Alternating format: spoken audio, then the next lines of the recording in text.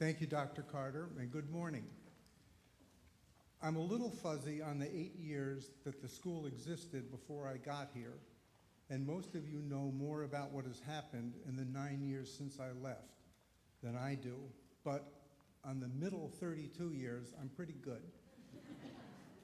Let me give you a taste of what the school was like then and why I enjoyed being here so much. I first saw the school in April of 1972 when I came to interview for a job as a history teacher. Coming down the driveway, all I could see was a brick building and one playing field capable of handling no more than 2 games at one time.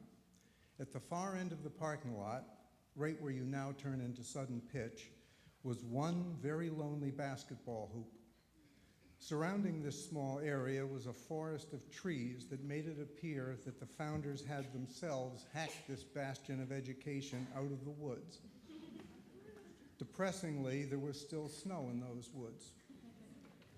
When I entered the school, I did so through what is now the large window in Mr. Hastings' office.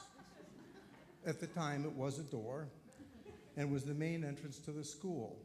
I was greeted briefly by Mr. Scozafava, the headmaster at the time, and was then shunted off to a room on the bottom floor. There I met the legendary Edward D. Bailey, and like everyone, I liked him immediately. He began by giving me a tour of the school. And while looking out the windows at the forest of trees, I asked him if this was the only building. He told me no. There's also an outhouse behind the building up on a hill. I thought, outhouse? You can't have a school with an outhouse. He added that there were also a couple of offices there. But it was mostly for art. Oh, an art house. The art house he spoke of was the Morrison House, which is now the Gateway Building. When we returned to Mr. Bailey's office, I expected to be asked about my teaching philosophy, my classroom goals, or why I wanted to be a teacher. Instead, we just talked. And in 30 or 40 minutes, he knew all he had to know about me as a person, which seemed more important to him than my teaching credentials. And so, at age 27, with a year of graduate school, 4 years in the Air Force as a spy, with a wife and a 2-year-old son, and no prior teaching experience, I became one of 19 teachers at a school of fewer than 180 students. Now that I had the job, I began to find out more about the school. The year before I arrived, the yearbook was dedicated to apathy.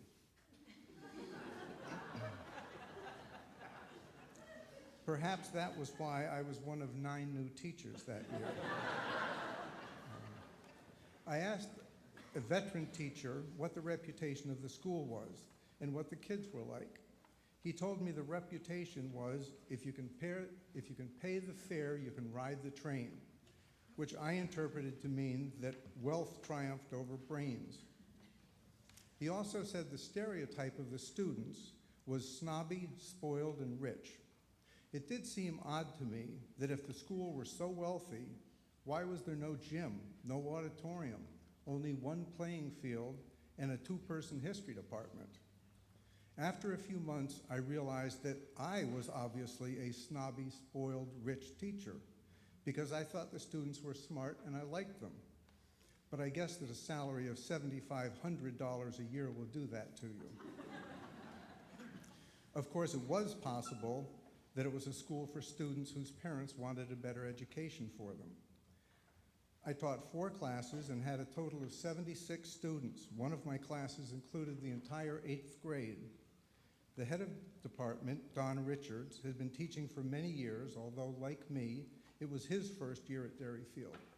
He told me that the average teacher teaches to the disadvantage of his students for the first 3 years. I proved to be anything but average, teaching as I did to the disadvantage of my students for at least 6 years and probably longer.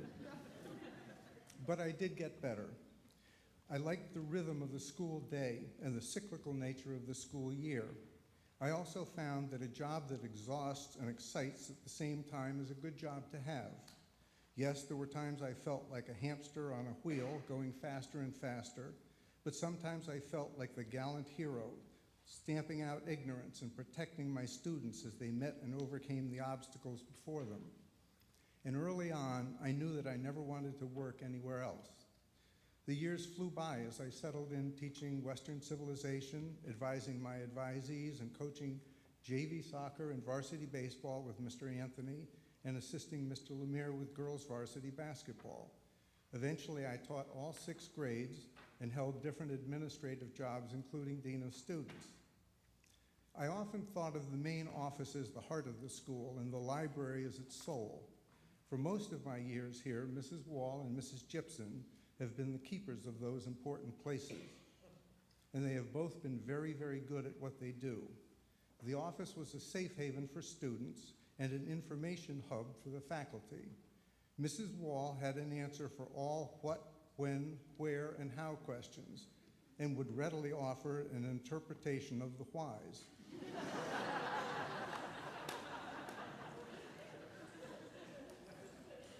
In the years when I assigned multiple term papers and there was no internet, the library was indispensable for research. And before there was Google, there was Mrs. Gibson, who was equally as knowledgeable and much more welcoming. Like the students, I was happy in either place. I would like to say that the brain of the school was my classroom, but it was far more likely to have been Chuck Sanborn's or Mr. Mathis's classroom. Although every teacher will tell you that he or she teaches because of the students, it was the faculty that shaped me as both a teacher and a person. There is something very attractive about being around people who have different interests, clever wits, and remarkable minds. I gravitated toward people who shared the same interests I had, but I also struck up lasting friendships with people I got to know simply because I was thrown in with them. We socialized with each other, and for some of us, our peers were also our closest friends. I was the best man at Mr. Lemire's wedding. Despite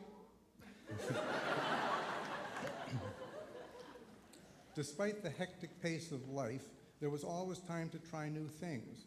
We played touch football against the seniors on Saturday mornings. We sometimes appeared in Derryfield plays. I played Nana when Ms. Ruddy Fay was Peter Pan. After the gym was built, we played faculty volleyball. We took faculty trips to Legal Seafood and then to the Boston Garden to watch the Celtics. Including Mr. Anthony and Mr. Burke, 7 of us once ran the Cape Cod Marathon together, the essential word being once.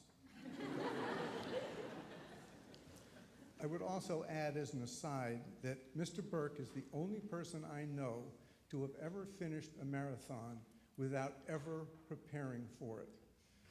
Not 1 mile, not one single step. Over the years, I have found I was very good at tapping into other people's skills and then taking credit for the finished product. I used the creative talents of anyone I could find, but especially Sarah Dickinson, Kathy Smith, and Mr. Moorline to take credit for creating faculty presence. I studied and then borrowed from the teaching styles of other faculty members by auditing their courses: Latin 1, art, geography, probability and statistics, where I was called Mac for the first time, and by team teaching with Chuck Sanborn and Mr. Anthony. Certainly my most egregious use of faculty talents was for a musical. I adapted the musical Grease to an hour-and-a-half faculty show called Greasy Kid Stuff. I wrote lines and songs that I thought would be humorous and then asked the faculty to perform it. However, before presenting the final product, I cleverly had Mr. Anthony rewrite the script, Mrs. Melkonian redo all the songs and music. I cajoled Mr. Mathis into heading up the crew and Ms. Allen into handling the financial aspects. The faculty was magnificent and sang and danced their way indelibly into the minds of a packed house. One of my fondest memories took place in 1983 when we won the first state championship by any Derryfield team. Although I was not a coach of the team, I say we because the whole school was part of it. The team was the boys' varsity basketball team, and Mr. Holland was the coach. The excitement in the school leading up to the finals was electric. We already knew how heartbreakingly difficult it was to win a state title because Mr. Holland's team had lost in the finals several years before. For whatever reason, all the cosmic tumblers were in place and Derryfield beat Orford by 26 points. There have been a lot of other titles and plaques and banners that have been gathered over the intervening years, and there have been soccer and tennis teams that have, and now the field hockey teams that have made it look much easier than it is. But that victory pulled the school together unlike any other championship. I worked for 5 heads of school. They were all different, but they all had one characteristic in common. They all had a vision of where the school needed to go. Some I followed enthusiastically, others made me grumble and resist the changes. In retrospect, however, I believe that every one of them took us in the right direction while they were here. For every success that was attributed to them, there were also daunting challenges and difficult decisions. Each was entrusted with the great responsibility of strengthening the school, and each one did. I had very few run-ins with parents over the years. Most of those occurred because of grades and were typified by a meeting I had with a mother who felt that I had grossly underestimated the value of her daughter's term paper. At one point, she threatened to go to the department chairman. When I informed her that I was the department chairman, she threatened to go to the head of school. If she ever did, I never heard about it. There were parents on the other extreme as well. One father, British, I believe, gave me permission to cane his son if he ever stepped out of line. But overall, the parents of this school were supportive beyond any reasonable expectation. They ran activities and events, gave of their time in absurd numbers. Yes, they drove their own children crazy at times, and yes, they were aggressive in defending those same children. But the kindness they showed me in 32 years was remarkable. If you ever need your faith in humanity reaffirmed, I've got about 1,000 names I can give you. I could easily talk about students for hours, but I will mention only 2. Both my children, Alex and Becky, were students here for 6 years. They became part of the Derryfield family at early ages, and since we lived near the corner of Union Street and River Road, they had already spent a lot of time here before they became actual students. Perhaps it was this familiarity with the school that compensated for having a father who always knew what they were doing, who their friends were, and when they got into trouble. I had both of them in class and would not trade that experience for anything. Today, my wife and I live in Annapolis, Maryland, with our grandchildren and children nearby. They are the reasons I retired in 2004. When I retired, I had taught at this school longer than anyone but Mr. Holland. Today, in addition to Mr. Holland, Mr. Anthony, Mrs. Gibson, Mr. Lemire, and Mrs. Wall have all been here longer than I was. After 9 years of being gone, there are still 48 members of the faculty and staff who were here when I was teaching. Therefore, it should surprise no one that I have returned nearly 25 times since I retired. I still enjoy driving down the driveway and seeing the school again, although I have not yet tried entering the building through Mr. Hastings' window.